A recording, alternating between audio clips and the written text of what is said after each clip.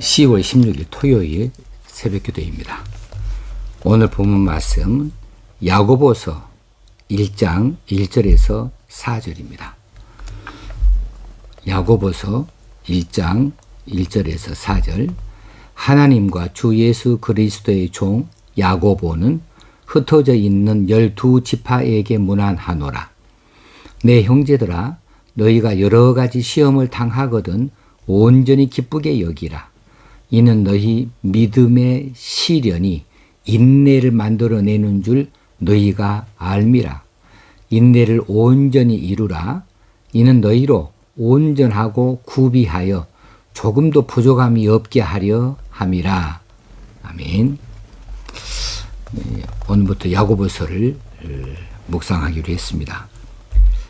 헬라어 원전의 이 야고보서의 제목이 야코브 에피스톨레, 야고보의 서신이라고 되어 있습니다. 야고보가 보내는 서신. 그리고 저자는 예수의 형제 예루살렘 교회의 지도자였던 야고보라고 여겨지고, 수신자는 오늘 본문에 나와 있는 대로 흩어져 있는 12지파입니다. 흩어져 있는 유대인 출신들의 성도들, 그러니까 이 흩어진 유대인들은 한 번 더 다시 나오겠습니다만은 자기 본국에 머무르지 못하고 다른 이웃 나라들로 나가 있는 유대인들을 말합니다. 내용은 어떤 내용이냐 하면은 시험에 대한 인내, 오늘 본문에 나온 대로 인내를 강조하고 있습니다. 그리고 우리가 잘 아는 대로 행함으로 입증되어지는 참된 믿음, 그건 말하고 있어요. 행함이 없는 믿음은 죽은 믿음이다 할 만큼 강조하고 있는 행함으로 입증되어질 수 있는 참된 믿음을 강조하고 있습니다. 일반 서신서들이 바울 서신, 베드로 서신, 여러 서신들이 각각 개별적인 덕목들에 대해서 실천을 강조하고 있는 반면에 야고보서는 그리스도인들의 신앙 윤리적 실천 의무를 가장 강력하게 강조해 주는 서신입니다. 그래서 심지어는 기독교 윤리 실천을 성도의 믿음이 살았는지 죽었는지를 판단하는 기준으로까지 제시를 해요. 그래서 믿는다 하면서 믿음대로 실천이 없는, 윤리적 실천이 없는 그런 믿음들은 실상은 죽은 믿음이다, 살았다 하나 죽은 믿음이다 하고 규정해 버릴 만큼 강력하게 신앙 윤리를 실천하도록 그렇게 촉구하고 있습니다.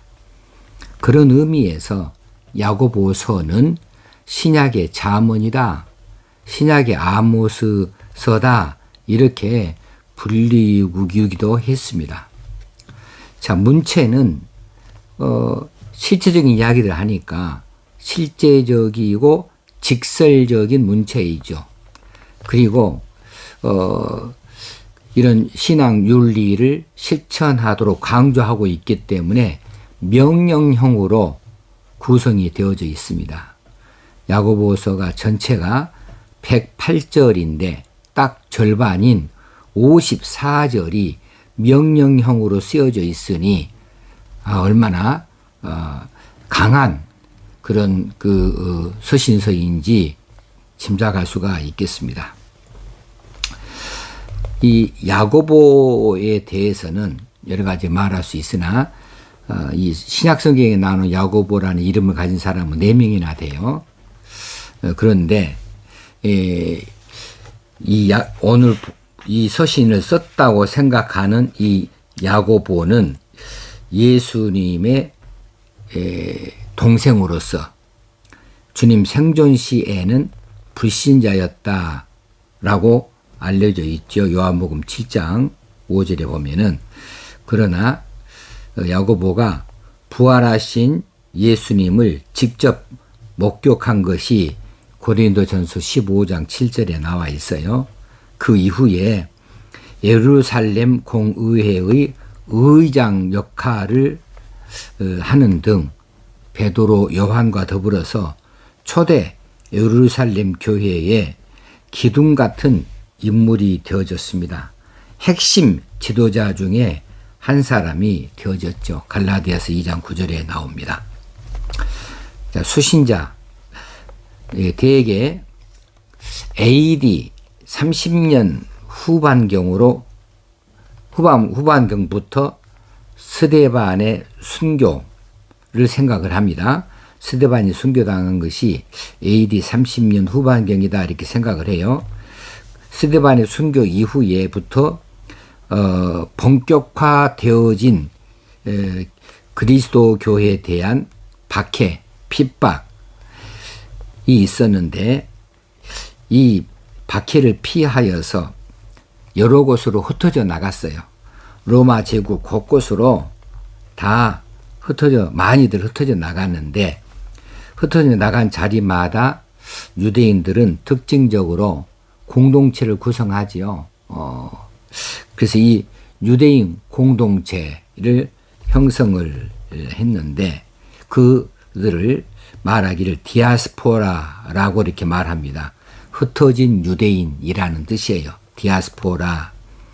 그들이 수신자이다 라고 보고 혹은 핍박이 있기 이전부터 이미 유대 지역을 떠나서 각 곳곳에 떨어져 나가서 디아스포라를 형성하고 있었던 그런 유대인들 그들이 이제 복음을 듣고 그리스도교로 개종을 한 성도들 이들이 수신자다 이렇게 볼 수 있습니다. 그러니까는 이 서신도 히브리서와 마찬가지로 유대인들이 대상이에요. 근데 이 유대인들은 유대교에 있다가 이제 복음을 듣고 그리스도교로 개종했는데 그런데 이 야고보서의 수신인은 이제 이 자기들 고향에 있지 못하고 곳곳에 떨어져 나가 있는 이런 디아스포라들이라고 하는 사실이죠. 그러니 그들이 얼마나 자기 고향도 아닌 낯선 땅들에서 얼마나 핍박이 심했겠습니까? 얼마나 시련이 많았겠습니까? 그들이 초기에는 믿음이 뜨거웠어요. 그렇지만은 시간이 흐름에 따라서 그들이 이런 핍박과 시련 가운데서 견디지 못하고 세상과 타협을 합니다.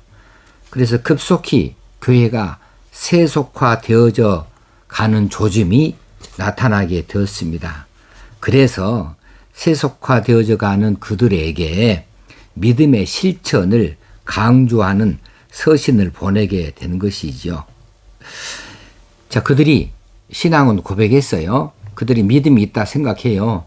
그렇기는 하지만 그 믿음대로 살지를 못해서 그들의 삶의 현장에 신앙의 열매들, 믿음의 열매들이 보이지를 않아요. 그것들을 맺지 못하고 있었기 때문에 야고보는 이 행함을 그렇게 강조합니다. 행함이 없는 믿음은 죽은 믿음이라고까지 말하면서 믿음이 살아있다면 행함이 살아있어야 된다. 행함에 신앙 열매들이 있어야 된다. 이렇게 행위를 강조하고 있는 것이죠. 그리고 그렇게 죽은 믿음으로는 구원에 이를 수 없다고 이렇게 강조를 해놓고 있는 거죠. 자, 그렇게 행함을 강조하는 야고보서가 있다고 한다면 이제 바울의 믿음을 강조하는 이신득의 교리를 우리가 생각하지 아니할 수가 없어요. 그래서 행함으로 구원받느냐? 바울은 아니다. 바울은 말하기를 믿음으로 구원받는 것이다. 그렇게 가르쳤는데 야고보는 믿음도 믿음이지만은 행함이 있어야 되지 하고 행함을 강조하고 있어서 이 두 사도 간에 충돌하는 것처럼 보여지기도 해요.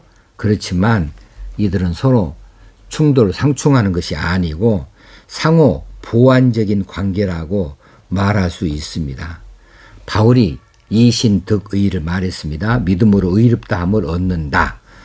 야고보는 행함으로 의롭다 함을 얻는다 라고 이렇게 서로 다르게 말한 것 같지만은 여기에서는 믿음과 행함이 이제 결국은 동전 앞뒷면과 같아서 믿음이 있다면 행함이 있는 것이고 행함이 있다면 그 기반에 믿음이 있는 것이어서 서로를 나타내 보여주고 있습니다. 믿음과 행위가 마치 나무와 열매 관계처럼 밀접할 수밖에 없는 것이지요. 각각 믿음이나 행위가 각각 분리되어진다고 한다면 서로 간에 아무런 의미가 없어요. 믿음이 있다고 하지만은 믿음대로 사는 행위가 없다 그러면 그 믿음이 무슨 가치가 있겠습니까? 자, 행위는 있다고 하지만은 참 선해요. 그렇긴 한데 그 안에 믿음이 없어요. 그러면 도덕적인 사람으로만 남을 뿐이지요. 그래서 믿음과 행위가 이제 중요한 것은 균형이다. 균형. 서로 간의 균형이 중요하다. 어느 한쪽으로 기울어진다고 한다면 다른 한쪽을 강조해서 양자 간의 균형을 되찾을 수 있도록 그렇게 세워놓을 필요가 있는 거죠. 자, 종교 개혁 시대에는 이신득의 교리가 강조될 필요가 있었습니다. 이때는 믿음이에요. 믿음으로 의롭다함을 얻는다. 오직 믿음으로가 굉장히 중요했지요. 신앙 고백의 시대에는 이제 이 믿음도 믿음이지만은 야고보서의 교훈처럼 행함을 말하지 아니할 수가 없어요. 믿음이 있다면 그 믿음을 나타내 보여주라. 행위로 드러내 보여주라. 믿음은 행위로 꽃을 피우는 것이다. 이렇게 강조될 필요가 있었던 것이지요. 이 야고보서를 이제 초기 이 기독교 시대에는 지푸라기 서신이다라고 그렇게 말들을 하면서 아주 이 서신을 업신여겼어요. 폄하했어요. 여기에 교리다운 교리가 안 보인다. 뭐 이렇게 이건 뭐 그 도덕책이냐 뭐냐 이렇게 말들이 많이 있었다고 하지만은 그런데 오늘날에는 이 야고보서가 얼마나 귀한 말씀인지 몰라요. 믿는다 말하는 사람들은 참 많이 있습니다. 그런데 진짜 그 믿음을 행실로 보여주는 사람은 어디서 찾아볼 수 있을꼬? 이런 시대이니까 이 시대에 참 야고보서가 귀한 서신이 아닐 수가 없습니다. 오늘날 한국교회에는 그리스도인은 많으나 그리스도인다운 삶은 많지 않다고들 그렇게 말합니다. 많은 사람들이 서로 이야기해요. 그 안에 자신이 포함되는지 포함되지 않는지 상관없이 다들 그렇게 말이 많아요. 한국 교회에 그리스도인이 많다. 얼마나 많은가? 우리 한국 인구의 4분의 1 이상이 그리스도인이다. 그런데 그리스도인 다운 삶의 현장에서 드러내면서 그렇게 믿음대로 사는 사람들이 많지는 않다. 그러니까 사회가 이렇게 혼란스럽지 않은가? 이렇게 여러 가지